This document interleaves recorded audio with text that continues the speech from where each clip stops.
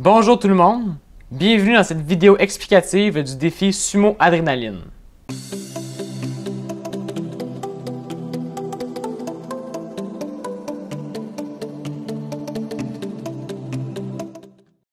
Une île est disputée entre le Canada et le Danemark. On parle ici de l'île Hans, qui est une île dans la région arctique. Chaque pays visite parfois l'île, y abaisse le drapeau adverse et y érige le sien. Les deux drapeaux seront érigés sur l'île au même moment. Votre but, c'est de faire tomber le drapeau adverse et de protéger le vôtre, en essayant évidemment de pousser l'autre robot en bas de l'île.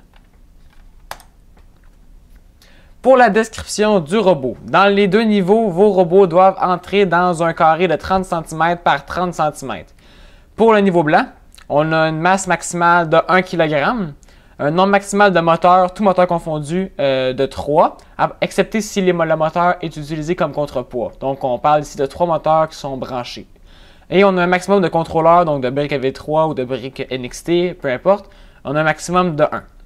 Pour le niveau noir, on a une masse maximale un peu plus élevée, donc de 1,25 kg, un maximum de 4 moteurs et un maximum de 2 contrôleurs. Il faut faire attention, par exemple, quand on construit notre robot, parce qu'en utilisant 2 contrôleurs, c'est facile de dépasser le 1,25 kg.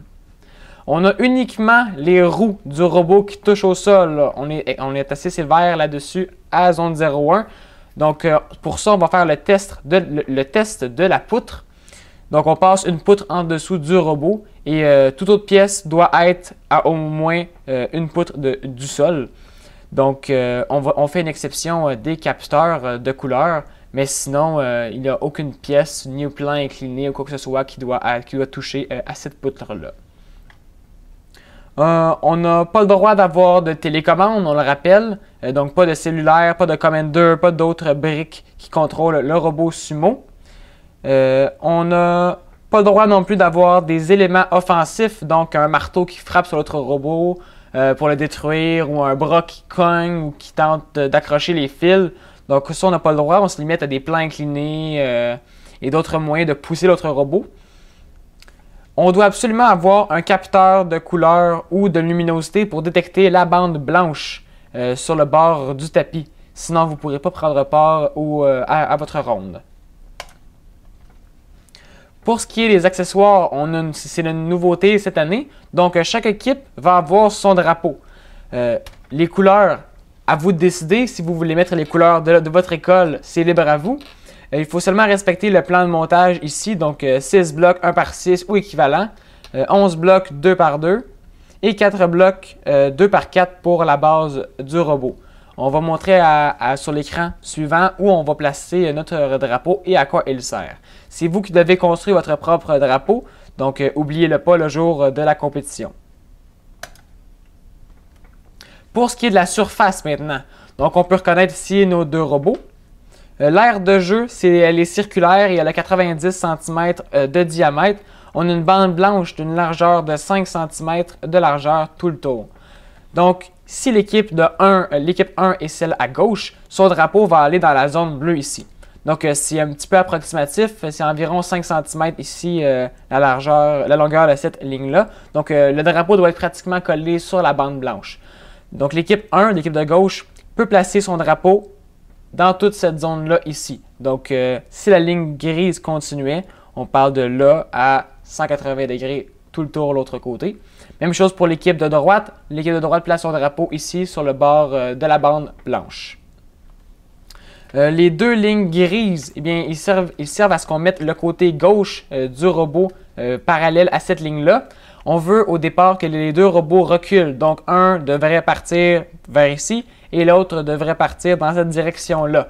Si ce n'est pas ça qui se produit, ça va être un faux départ. On veut aussi clairement que votre robot soit identifié. Quel est l'avant, quel est l'arrière. Si ce n'est pas facilement identifiable, ajoutez un petit collant, ajoutez quelque chose pour qu'on sache quel côté de votre robot est l'avant et quel côté de votre robot est l'arrière. Pour une ronde maintenant. Donc, en ordre, votre équipe va commencer par positionner son drapeau. Donc, le premier membre de l'équipe va positionner le drapeau à l'endroit de son choix ici dans sa zone qu'on a vu à l'image précédente. Et même chose pour la deuxième équipe. Au signal du juge, l'équipe active son programme. Et là, il faut attention de bien respecter le délai de 5 secondes. S'il vous plaît, ne faites pas on ajoute un 4,5 secondes. On va aller vérifier sinon si on croit que vous n'avez pas respecté cette règle-là. Donc, dans votre programme, respectez le délai de 5 secondes. Ensuite, chaque robot recule jusqu'à la ligne blanche. Si ce n'est pas le cas, c'est un faux départ. Et bon match. Vous pouvez ensuite utiliser la stratégie de votre choix. Donc, soit de pousser le robot adverse seulement en bas de la table, ou de commencer en disant « je vais aller faire tomber le drapeau adverse ».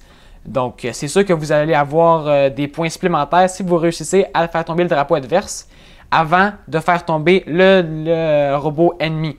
Vous allez aussi avoir des points si vous réussissez à faire tomber le drapeau adverse sans nécessairement faire tomber le robot de votre équipe que vous affrontez. Vous allez aussi avoir des points si vous êtes capable de protéger votre drapeau. Donc, à vous de décider si vous voulez être plus défensif ou plus offensif en voulant protéger votre drapeau ou en allant attaquer celui de votre adversaire. On a 3 matchs par ronde. Donc, vous vous présentez à la table d'inspection. Vous allez avoir 3 matchs. Et ensuite, dans la journée, il va y avoir 3 fois ça, donc 3 rondes durant la journée.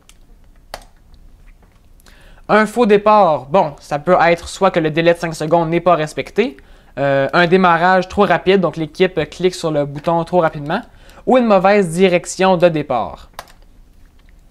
Une victoire maintenant. Bon, ben, si vous réussissez à pousser le robot complètement en dehors de l'arène, donc le robot tombe, ça c'est une victoire pour vous. Le robot adverse est renversé avec aucun mouvement, donc vous réussissez à faire basculer le robot sur la surface, mais il n'est plus capable de bouger. C'est une victoire. Si l'équipe adverse a 2 faux départs, c'est aussi une victoire pour vous. Et finalement, si un élève de l'équipe adverse touche un des 2 robots ou touche un des drapeaux, c'est une victoire pour vous aussi. Un match nul. Bon, si 2 robots tournent en rond pris sur eux-mêmes, on va dire 2 robots de la même école avec qui sont des robots très semblables, qui se rencontrent, qui se poussent un à l'autre, il n'y a plus de mouvement. Après 10 secondes environ, ça va être considéré comme un match nul. Si les robots sont sortis en même temps, c'est très très rare que le juge n'est pas capable de déterminer quel robot est sorti en même temps. Mais si c'est le cas, eh bien là aussi ça va être un match nul. Et s'il n'y a aucun mouvement durant plus de 10 secondes, par exemple, si vous utilisez la fameuse stratégie d'avoir un capteur d'ultrasons et d'attendre de voir l'autre robot, oui, ça peut être une bonne stratégie, mais faites attention, ça se pourrait qu'au lieu d'avoir une victoire, vous ayez un match nul. Donc, ça serait un peu dommage. Donc, si vous utilisez la stratégie du capteur d'ultrasons, peut-être mettre un délai de 9 secondes et si après 9 secondes, vous n'avez pas vu le robot adverse, mais de bouger et de faire un programme sumo standard. Pour les points par ronde maintenant. Donc, vous avez 1 point pour avoir reculé jusqu'à la ligne blanche. Pour les 3 matchs, ça peut vous donner un maximum de 3 points. Vous avez 2 points pour une victoire et 1 point pour un match nul pour un maximum de 6 points. Vous avez 1 point pour avoir fait tomber le drapeau adverse durant un match, donc maximum de 3 points dans une ronde. Et vous avez finalement 1 point pour avoir gardé votre drapeau debout pour un maximum de 3 points. Ça donne un total de 15 points. Donc, c'est tout pour cette vidéo explicative du défi Sumo Adrénaline. On se voit à Zone 01. Bon défi!